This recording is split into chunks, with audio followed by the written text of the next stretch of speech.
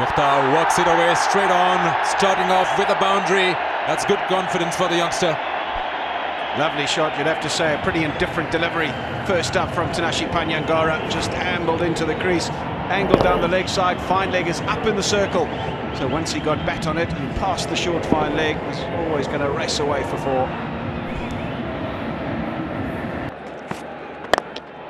Straight away, giving the charge, played over mid-off. There's a chase there, might not go all the way, but the batsman will easily come back for two. So the intent is clear from Mukhtar. Once again, this time on the onside. That's a better hit. This will go 2 bounces into the fence. Boundary number 2 in the over. Again, just running up on a nice length and free flow of the willow. This time over long on, and this time all the way to the boundary. Slightly fuller, and it's a good connection there. Waqar Yunus loved it.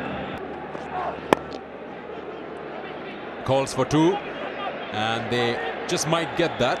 This has been placed perfectly on the onside, and yes, they do complete it with ease. It's exactly where you don't want to bowl when your third man's up in the circle. Using the pace and that extra bounce from the tall bowler. We've seen pace and bounce in this wicket all night, and that's why I think the third man is one area that you need to cover. Gives the bowler very little margin of error. Short again, and 4 more. Welcome back to international cricket. Christopher Mpofu. There's nowhere to hide out there in the middle, particularly against a top-class side on a very good wicket.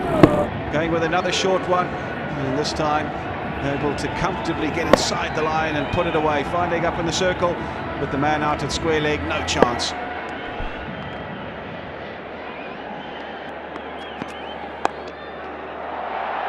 Once again, that should be 4 more. 3 in a row.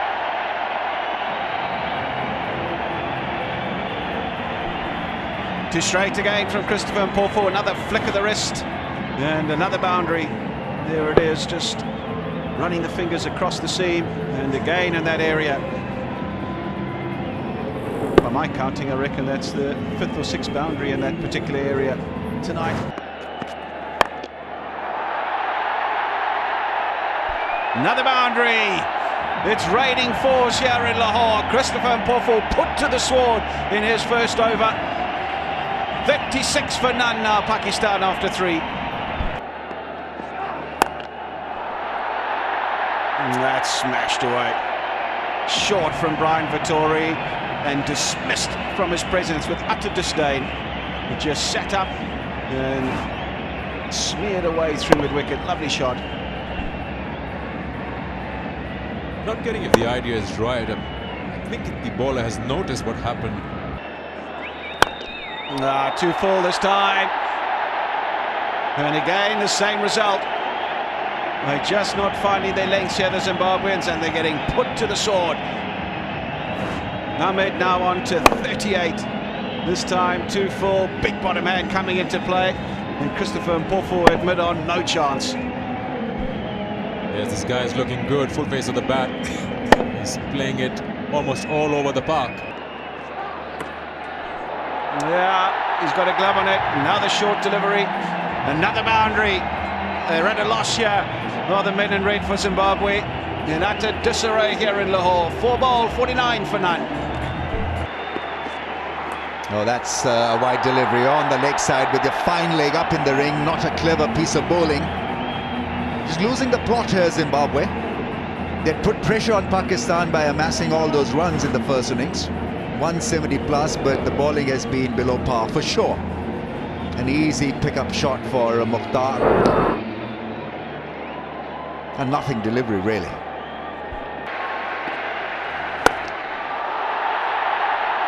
Yeah, good enough.